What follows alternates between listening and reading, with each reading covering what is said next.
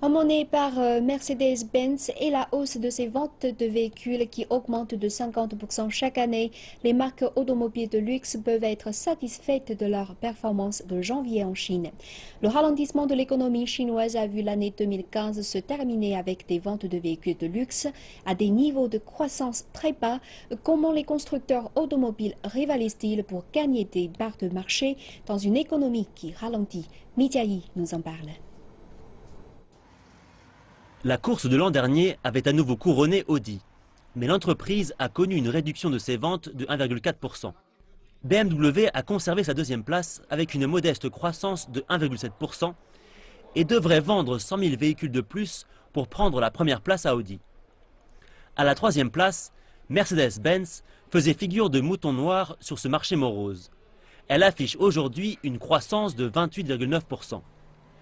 Zhao Sefu, directeur général de la société de conseil automobile China Auto Market, nous montre comment la sortie de nouveaux modèles de voitures chez Mercedes-Benz a favorisé cette croissance exceptionnelle.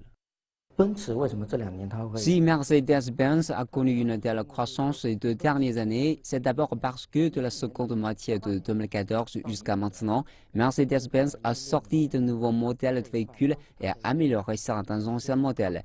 Nous avons découvert sa nouvelle C-Class lors du second semestre 2014, la GLA, GLC et GLE qui a été lancée l'an dernier.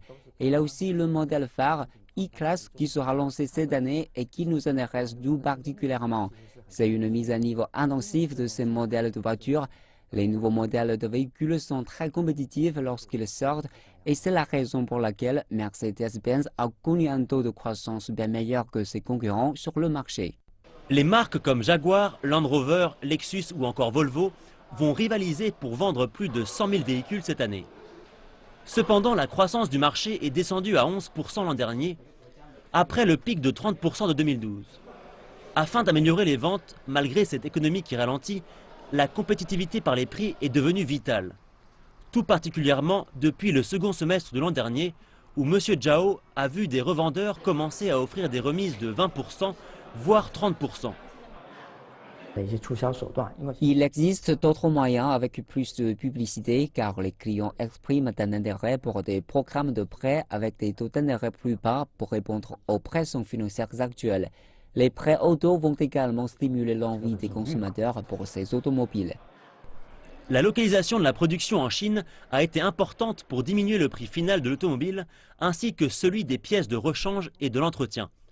BMW a tout juste commencé à construire des moteurs à Shenyang cette année, dans ce qui est sa première usine de moteurs en dehors d'Europe.